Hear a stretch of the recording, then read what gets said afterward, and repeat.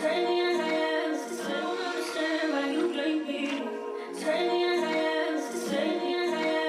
yo, what's up, YouTube, man? It's your boy Ashton Jackson, and in today's video, I'm going to be talking about the Dallas Cowboys versus Carolina Panthers preview. So before we hop into the video, I appreciate if you guys would like the video, subscribe if you're new, comment and share my video with anyone who you think will enjoy my video. You guys already know, before I even get into talking about these games, I'll go into the injury report. If you guys are betting people, the Cowboys are 10.5 point favorites going into this game, which is again, another large spread, and that normally doesn't happen really in the NFL.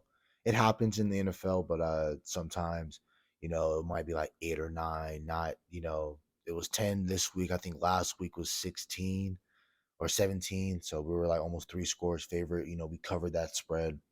I don't know what the over under was on that game. But anyway, the Dallas Cowboys, thank God they don't have any major injuries or anybody that's potentially going to be out on the game. Of course, we're going to have inactives. We're probably going to have to sit Villian Fehoko, which we drafted in the 4th round. We don't use. And then I think everybody else is probably either going to play or they're just going to be inactive. Our normal inactives are, Trey Lance, Villian Fehoko, Deuce Vaughn, Jalen Brooks, whoever the case might be. Those are probably going to be your usual um, inactives, but no major injuries, thankfully, thank God. So for the Panthers, you have a bunch of guys that are going to be out, and they're all out. Most of them are out with concussions. CJ Henderson, cornerback drafted out of the University of Florida, and he's out right now with the concussion. He did not practice, of course.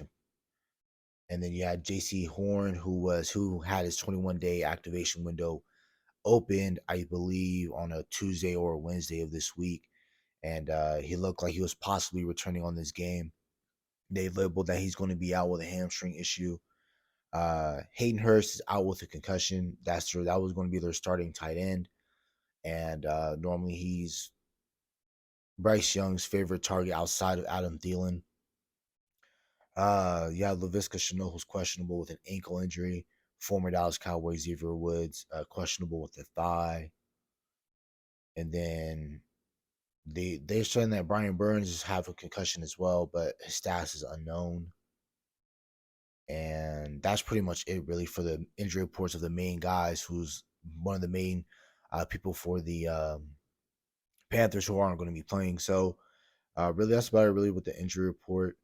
So now, really, just talk about how we're going to beat the Carolina Panthers. And really, that's the first thing we got to do is we got to start off fast. We got to treat Carolina like the Giants and not like Arizona. So don't come out here playing any hero ball. Um, just play team ball, stay assignment focused. Don't overshoot your gaps. When you're playing the read, make sure that you're doing it well. Don't try to chase the running back. Watch out for the quarterback, because Bryce Young can still use his legs. And Bryce Young is still a really, really great quarterback. No, right now he isn't having the season of a CJ Stroud or how Anthony Richardson was before he got hurt. Bryce Young, he's going to go through those hardships. The Panthers gave up a lot to go get him, so they don't have a lot of capital to build around him right now. They got a shaky offensive line. Weapons are outdated. They really can't separate outside of Adam Thielen. He's in his mid-30s. Hayden Hurst is a generational tight end. Neither is Ian Trimble. Just start out fast. Take Panthers in. Get them out. Take care of them. Get up to that immense lead that you got to the Giants last week, 28-0 at halftime. So that's why, you can start out the 3rd quarter, play about maybe 9-8 minutes into the quarter. Again, escalate that point total to about like 35, 40 something points. And then you can get everybody out the game, because again, you're playing on a short week. And again, you're playing these next 3 games. You got to play, a game on Sunday tomorrow. Then you got to play on Thanksgiving. And then a week after from Thanksgiving, you got to play the Seattle Seahawks. None of these 3 games are going to be easy matchups, but it's best that you come in here, you take care of the Panthers, who mostly got a lot of their main guys out, especially defensively. So we got to make sure that we're doing that, get them in, get them out. And then you got to establish the run. Again, any of the weaknesses that we were having throughout earlier in the season, like it was run game, it was involving wide receiver 2 like Brandon Cooks, getting this offensive line to understand their blocking assignments and things of that nature, right? So we got to establish the run, give Rico his touches, give Tony Pollard his touches as well. making sure that we get Tony Pollard outside on the tackles, and we're not having him run straight up A and B gap type of running back where, like Rico Dowdle, Zeke, Hunter Lepke, those guys you can just give it, hike the ball, turn around, give it off to the power back. He can run up the middle and get about 3 or 4 yards. That's not what Tony Pollard is. He's more of a finesse type of runner. He can run downhill, but that's not really his game. So we gotta make sure that we're establishing the run. You gotta still feed your playmakers. I understand that you are playing a lesser opponent, but just do what you did last time. Feed Cooks, feed Lamb. Make sure that he gets the record he wants to get, where he's up there with AJ Brown with like 6 consecutive 100-yard games. Make sure you get him with that. Especially if you take care of this team early, you can chase some of those records that you want for guys like CeeDee Lamb or whoever else needs to, because CeeDee Lamb is in a contract year, so it's great that you keep giving him record-setting numbers. So that's why when it's time for him to come to the negotiation table, it's that much easier for his agent.